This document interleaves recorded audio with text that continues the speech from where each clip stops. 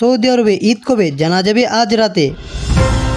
ঢাকা থেকে নিয়ে আসা ঈদ উপহার স্বজনদের কাছে পৌঁছে দেওয়া হলো না আপন তিন ভাইয়ের। এতক্ষণ শুনছিলেন সংবাদ শিরোনাম, এখন বিস্তারিত। সৌদি আরবে ঈদ কবে জানা যাবে আজ রাতে, বাংলাদেশের জানা যাবে কাল রাতে। বাংলাদেশে পবিত্র ঈদ উল ফিতর কবে উদযাপিত হবে তা জানা যাবে আগামীকাল রোববার। দেশের আকাশে আগামীকাল যদি 1446 হিজরি সনের পবিত্র শাওয়াল মাসের চাঁদ দেখা যায় তাহলে পরদিন সোমবার সারা দেশে পবিত্র ঈদ উল ফিতর উদযাপিত হবে। আর যদি না দেখা যায় তাহলে পরদিন ঈদ উদযাপিত হবে। সেই অনুযায়ী এক মাসের সিয়াম সাধনা শেষে উদযাপিত হবে ঈদ উল ফিতর। রেওয়াজ অনুযায়ী সৌদি আরবে যেদিন ঈদ উদযাপিত হয় তার পরদিন বাংলাদেশে ঈদ উদযাপিত হয়। সৌদি আরবে কবে ঈদ হবে তা আজ শনিবারই বাংলাদেশ সময় রাত 9টায় জানা যাবে। সেটি জানা গেলে বাংলাদেশে ঈদ কবে হতে পারে সেটি ধারণা করা যাবে।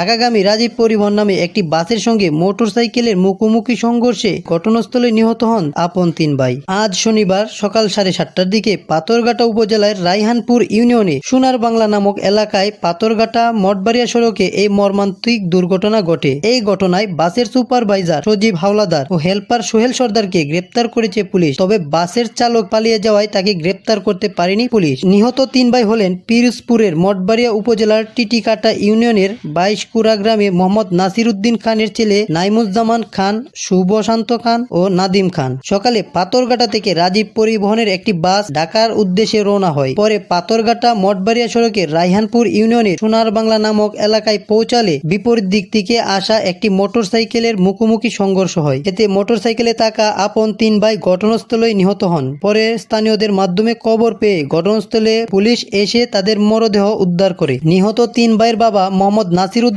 রাঙ্গামাটি জেলায় শ্রমিকের কাজ করেন। 3 বছর আগে তার আরেক ছেলে পানিতে ডুবে মারা যায়। তারপর তিনি 3 ছেলেকে নিয়ে স্বপ্ন দেখলেও আজ 3 ভাই একত্রে এই মোটরসাইকেল দুর্ঘটনায় মারা যায়। নিহতদের মধ্যে বড় ছেলে শুভ ঢাকায় চাকরি করে পরিবারের খরচ বহন করতেন।